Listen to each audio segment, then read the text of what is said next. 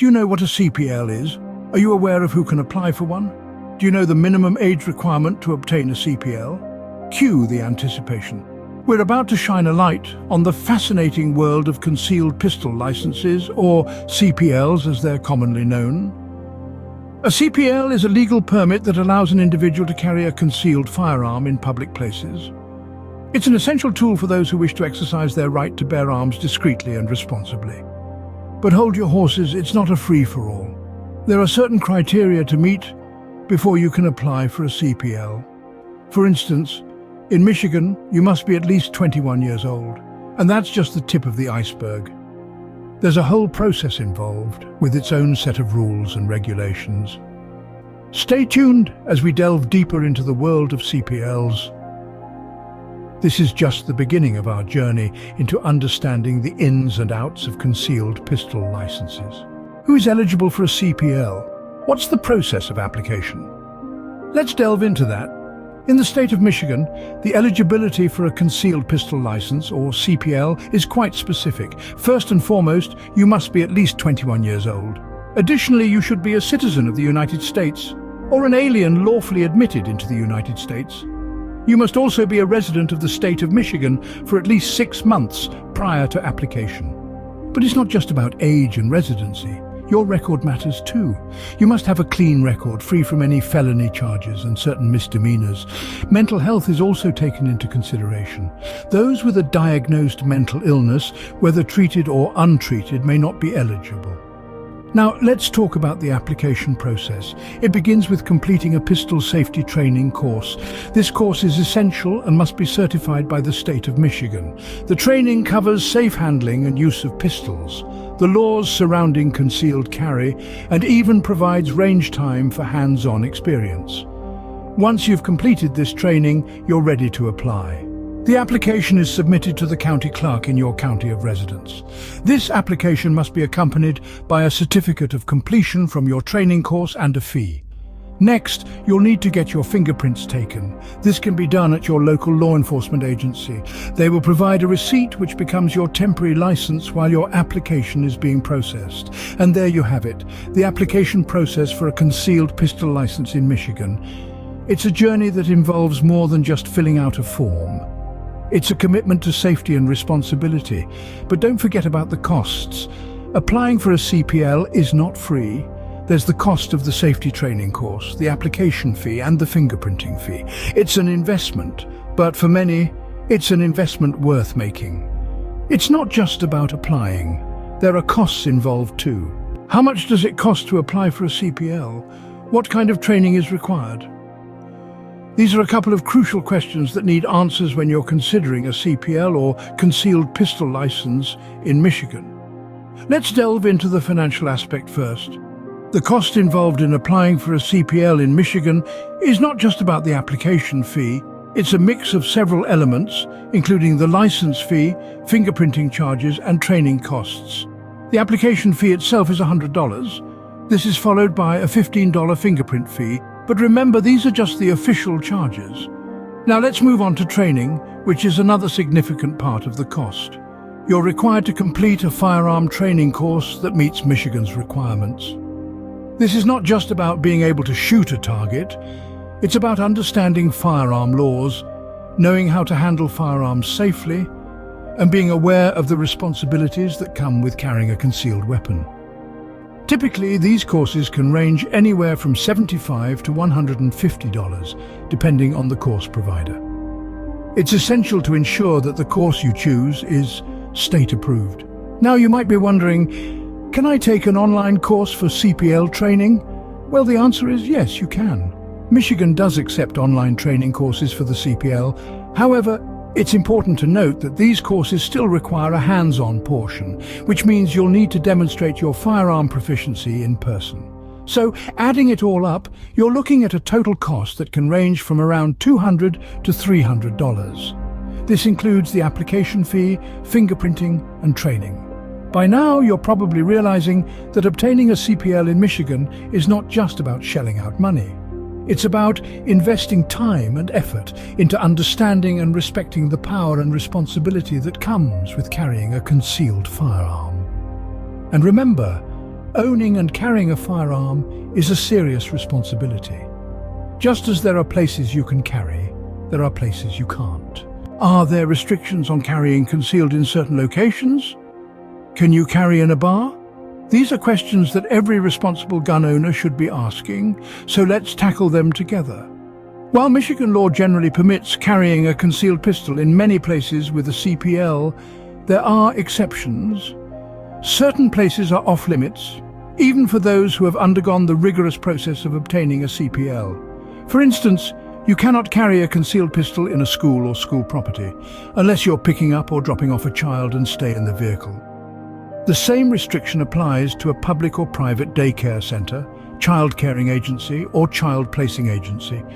You're also prohibited from carrying in sports arenas or stadiums, a bar or tavern where the primary source of income is the sale of alcoholic drinks consumed on the premises, or any property or facility owned or operated by a church, synagogue, mosque, temple or other place of worship unless the presiding official allows concealed weapons. In addition, carrying concealed in an entertainment facility with a seating capacity of 2,500 or more, a hospital or a dorm or classroom of a community college or university is also a no-go zone.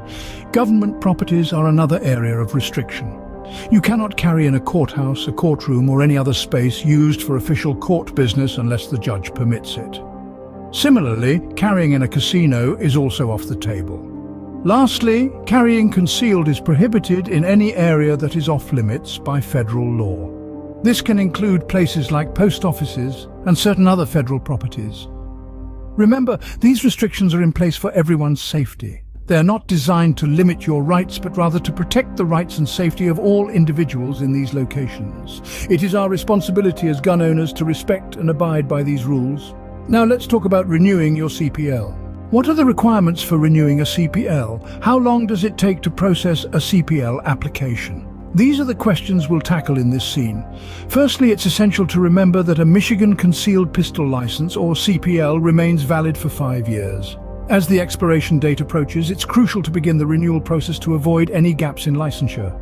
You can apply for renewal up to 6 months before your current license expires. To renew your CPL, you'll need to complete a renewal application. This is similar to the initial application, requiring you to affirm that you still meet all the eligibility requirements.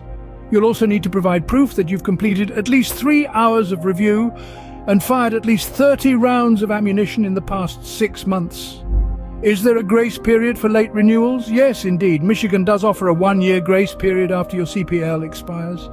During this year, you can still renew your license, but you cannot carry your concealed pistol. If you're found carrying during this grace period without a renewed license, you could face penalties.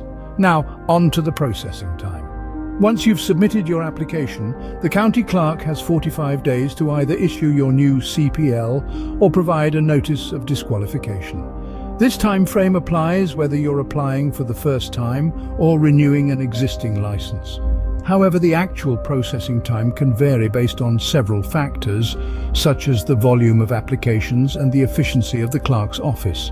So, to wrap up, renew your CPL 6 months before it expires.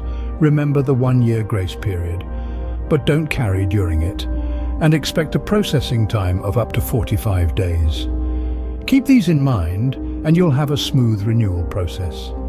What if you want to carry without a CPL? Let's find out. Can you open carry without a CPL? What are the penalties for carrying concealed without a CPL?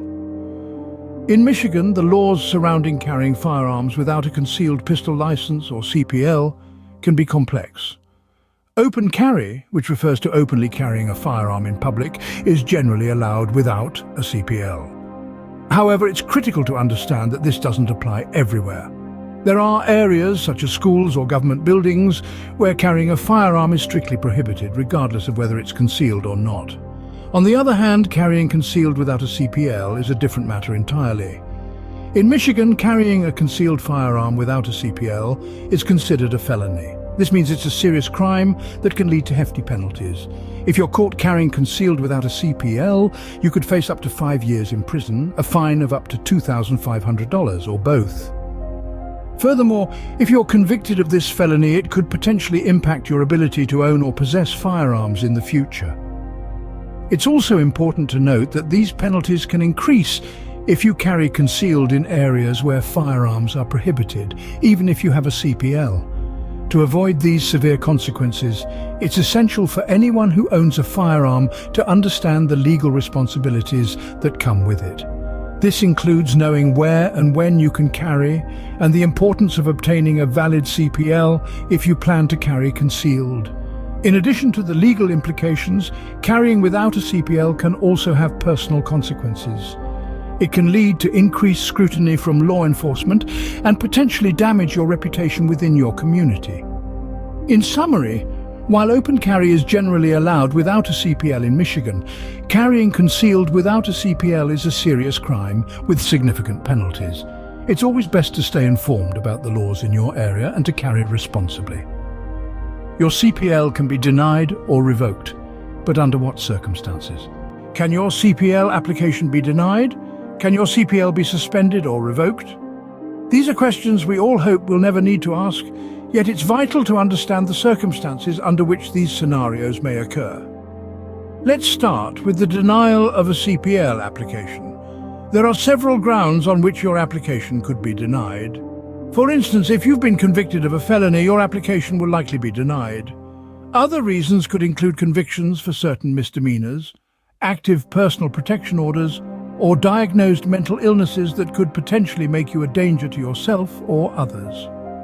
Similarly, if you're found guilty of providing false information on your CPL application, be prepared for a denial. Honesty, as they say, is the best policy.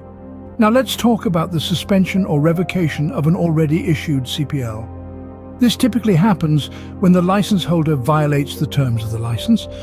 For instance, if you're convicted of a crime, especially a violent one, your CPL could be suspended or even revoked. Other reasons for revocation could include being declared mentally unfit by a court, or if you're found in contempt of court for failing to comply with a child support order. It's also worth noting that if you're subject to a restraining order, your CPL could be in jeopardy. In essence, anything that indicates you may pose a risk to the safety of others, or that you aren't respecting the law, could lead to your CPL being suspended or revoked. The best way to avoid these situations is to stay on the right side of the law and handle your concealed pistol responsibly and respectfully. In the unfortunate event that you lose your CPL, what should you do? That's a question we'll tackle in our next segment. But remember, the key to maintaining your CPL is to abide by the laws and regulations that govern it. After all, with great power comes great responsibility. What should you do if you lose your CPL? Well, losing your concealed pistol license, or CPL, can indeed be a stressful situation, but don't worry, there's a clear process to follow. The first thing you should do is to report it to your local law enforcement agency. This is crucial because it not only helps in possibly retrieving your lost CPL, but also protects you from potential misuse of your license. After reporting the loss, your next step should be to contact the county clerk's office where your license was issued. They can guide you on the replacement process. Typically, you will have to fill out an affidavit stating that your CPL is lost or stolen.